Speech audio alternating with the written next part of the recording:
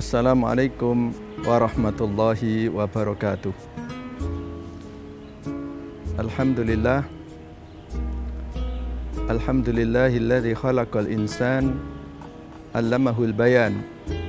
Wassalatu wassalamu ala khairil anam sayyidina maulana Muhammadin wa ala alihi wa ashabihi masabihid dulam amma ba'du.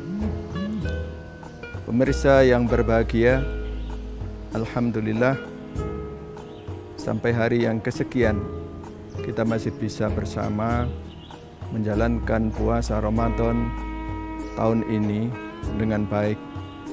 Teriring doa semoga puasa kita dan ibadah-ibadah kita yang kita kerjakan pada bulan Ramadan yang penuh berkah ini diterima oleh Allah Subhanahu wa ta'ala.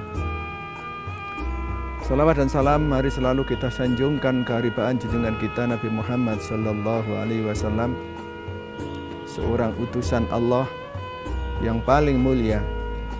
Bahkan beliaulah Rasul yang paling tinggi derajatnya di mata Allah Subhanahu wa ta'ala. Mudah-mudahan kita selalu diakui oleh beliau sebagai umatnya yang nanti mendapatkan syafaatnya dan juga mendapatkan ridho Allah Subhanahu wa ta'ala. Pemirsa rahimakumullah, pada kesempatan yang baik ini saya akan berbicara tentang kedudukan dan tugas hidup manusia. Namun sebelum itu, para hadirin, para pemirsa rahimakumullah, kita harus tahu bagaimana kedudukan kita ini, bagaimana status kita ini, dan bagaimana Allah Subhanahu wa ta'ala mendeskripsikan kita, menginformasikan tentang kita ini. Setidaknya kalau kita melihat surat At-Tin ayat 5, maka akan kita jumpai firman Allah Subhanahu wa ta'ala yang menyatakan, laqad khalaqnal insana fi ahsani taqwim. Sungguh telah kuciptakan manusia itu dalam bentuk yang sebaik-baiknya. Sekilas kita lihat dari ayat ini bahwa manusialah makhluk Allah yang paling baik bentuknya, yang paling indah tampangnya dibanding dengan makhluk-makhluk Allah yang lainnya. Hal ini penting bagi kita semua karena memang penegasan Allah ini terlebih dahulu diungkapkan oleh Allah dengan sumpah-sumpah Allah di dalam surat At-Tin tersebut mulai ayat 1 sampai dengan ayat 4. Jadi untuk mengabarkan bahwa kita adalah makhluk yang tampangnya paling bagus, Allah menggunakan sumpah mulai dari Wat-Tin, demi buah tin, Wazaitun, demi buah zaitun, Waturi Sinin, demi gunung Sinai, Wahadal baladil amin, dan demi negeri ini yakni Mekah yang aman dan damai. Setelah keempat sumpah itu, maka Allah masih menggunakan ungkapan taukid, yaitu la dan qad. Laqad khalaqna. La dan qad disertai fi'il madhi itu merupakan salah satu piranti taukid yang berarti penegasan Allah untuk menyatakan bahwa kita dicipta dengan sebaik-baik bentuk, ternyata menggunakan gaya penegas. Ini artinya agar kita semua sadar betul bahwa kita telah difasilitasi, telah dipilih oleh Allah sebagai hambanya yang tampangnya paling baik. Ma'asyiral muslimin rahimakumullah. Pertanyaannya, mengapa Allah menjadikan kita sebagai manusia ini ternyata dengan bentuk yang sebaik-baiknya? Tentu bukan tanpa tujuan. Tujuannya telah secara tegas dinyatakan oleh Allah Subhanahu wa ta'ala. Jadi kita tidak boleh tidak tahu. Kita semua harus tahu bahwa kita dihidupkan di dunia ini, kita dipilih oleh Allah sebagai manusia ini bukan tanpa tujuan, melainkan sudah ada tujuannya dan tegas sekali tujuannya. Kalau kita lihat di dalam surat Ad-Dariyat ayat 56, maka kita jumpai firman Allah Subhanahu wa taala yang menyatakan wa ma khalaqtul jinna wal insa illa liya'budun. Dan saya tidak menciptakan jin dan manusia kecuali untuk beribadah kepada Allah Subhanahu wa taala. Jadi tegas sudah bahwa kita dihidupkan oleh Allah di dunia ini agar kita semua beribadah kepadanya. Artinya para pemirsa rahimakumullah, bahwa tiada kegiatan, tiada ucapan, tiada aktivitas apapun yang kita lakukan di dunia ini yang semuanya hendaknya kita niati dalam rangka beribadah kepada Allah Subhanahu wa taala. Apapun itu kegiatannya, walaupun kegiatan tersebut tampak sebagai aktivitas duniawi, tetapi kalau kita niati untuk ukhrawi, untuk akhirat, untuk merepresentasikan tujuan kita dicipta oleh Allah yaitu untuk beribadah, maka itu akan bernilai ibadah. Kita bekerja sehari-hari, kalau kita niatkan untuk beribadah, maka akan bernilai ibadah dan akan diganjar oleh Allah Subhanahu wa taala. Pemirsa rahimakumullah, selain kita telah diberitahu bahwa tujuan kehidupan kita itu adalah untuk beribadah, maka Allah juga mengabarkan untuk apa kita dicipta ini oleh Allah, dan Allah mengabarkan hal ini kepada malaikat, yaitu bahwa selain ada tujuan tapi juga ada tugas. Kita ditugasi hidup di dunia ini untuk apa? Maka kalau kita melihat di dalam surat Al-Baqarah ayat 30, maka Allah menyatakan kepada malaikat, wa idh qala rabbuka lil malaikati inni ja'ilun fil ardi khalifah. Ingatlah ketika Allah berkata kepada malaikat, sesungguhnya saya akan mencipta di dunia ini seorang khalifah.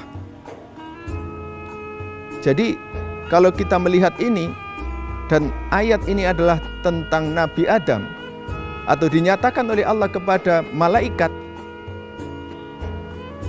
pemberitaan ini Allah sampaikan kepada malaikat menjelang diciptakannya Nabi Adam, maka berarti bahwa Allah telah memberitahukan bahwa Nabi Adam dicipta oleh Allah adalah untuk menjadi khalifah, khalifah di muka bumi.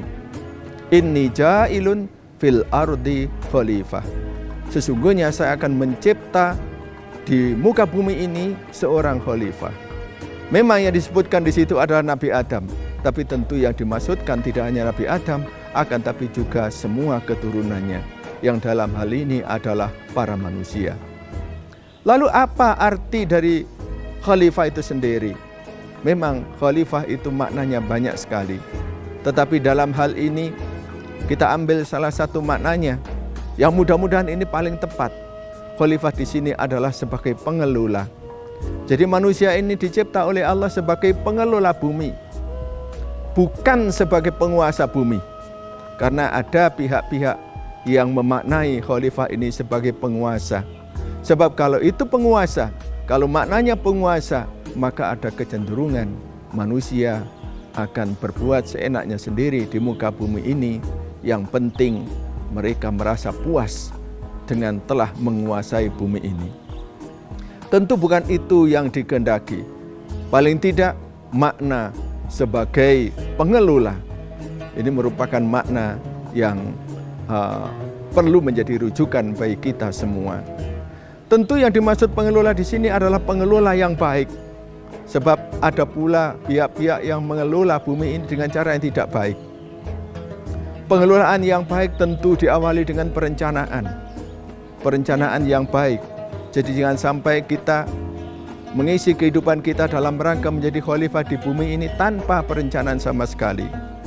Apapun yang dilakukan tanpa perencanaan, maka hasilnya tidak akan maksimal. Bisa jadi akan gagal.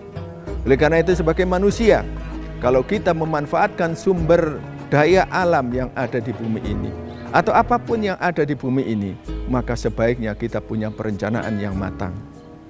Kemudian yang kedua adalah pelaksanaan. Pelaksanaannya juga begitu. Dalam melaksanakan perencanaan yang telah dibuat itu, maka kita harus mengacu kepada aturan-aturan yang jelas, kriteria-kriteria yang jelas, hal-hal yang telah diatur oleh agama kita, agama Islam. Jangan sampai kita di dalam mengelola segala apa yang ada di muka bumi ini seenaknya sendiri. Jangan sampai kita mengelola apa yang ada di permukaan bumi ini bertentangan dengan yang diatur oleh agama kita, agama Islam. Sebab kalau itu yang kita lakukan, maka nilai ibadah yang diharapkan dari tujuan kita hidup di dunia untuk beribadah itu maka tidak akan tercapai. Bisa jadi malah hal itu akan menjadikan malapetaka baik bagi kita sendiri maupun bagi pihak yang lain. Kemudian hal yang berikutnya yang tidak kalah pentingnya di dalam mengelola segala apa yang ada di muka bumi ini adalah perlu adanya evaluasi. Segala apapun yang kita lakukan, program-program yang telah kita lakukan, yang kita canangkan, kita kerjakan, maka selesai melaksanakannya, maka perlu adanya evaluasi.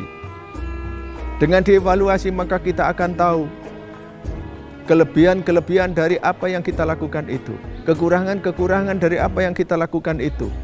Sekaligus kita juga akan mengetahui hal-hal baik yang bisa kita tindak lanjuti dan hal-hal yang tidak baik yang harus kita tinggalkan pada program berikutnya. Ini penting sekali untuk kita lakukan, wahai para pemirsa yang dimuliakan oleh Allah.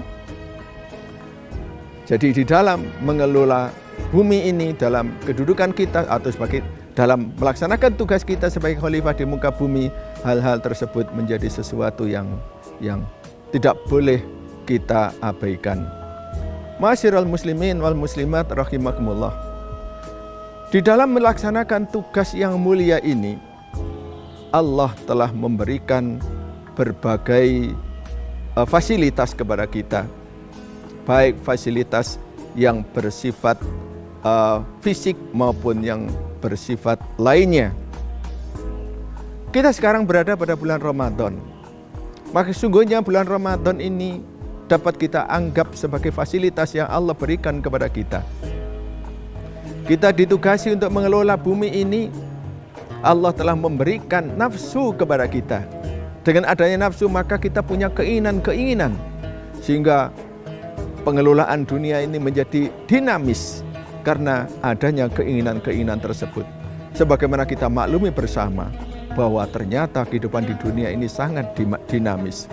Kemajuan-kemajuan teknologi dan ilmu pengetahuan sedemikian menggembirakan, walaupun juga ada efek, yaitu banyak pihak yang menggunakan kemajuan teknologi dan ilmu pengetahuan ini dengan cara yang tidak benar. Adanya puasa Ramadan, diharapkan kita menggunakannya, mengisinya dengan sebaik mungkin, sehingga puasa Ramadan yang salah satu tujuannya adalah melunakkan hawa nafsu kita. Maka kalau itu berhasil, maka di dalam kita mengelola segala apa yang di permukaan bumi ini, kita bisa mampu untuk mengendalikan hal-hal yang tidak baik, bisa mengendalikan keinginan-keinginan yang tidak baik, hal-hal yang mungkarat, hal-hal yang menjurus kepada kemaksiatan. Bukankah puasa itu intinya adalah imsak? Puasa itu intinya adalah pengendalian diri, yang dalam bahasa Jawa adalah ngempet. Maka dengan puasa Ramadan ini, yang selama 1 bulan kita mengerjakannya, maka kemampuan untuk mengendalikan diri itu telah kita latihkan sedemikian. Ma'asyiral muslimin wal muslimat rahimakumullah, kiranya itu aja yang bisa kami sampaikan pada kesempatan yang baik ini. Mudah-mudahan puasa Ramadan tahun ini betul-betul berbuah dengan berbagai hal yang positif, baik terkait dengan kehidupan kita sehari-hari, utamanya terkait dengan kedudukan kita sebagai khalifah Allah di muka bumi ini. Kurang lebihnya mohon maaf. Wal afu minkum. Assalamualaikum warahmatullahi wabarakatuh.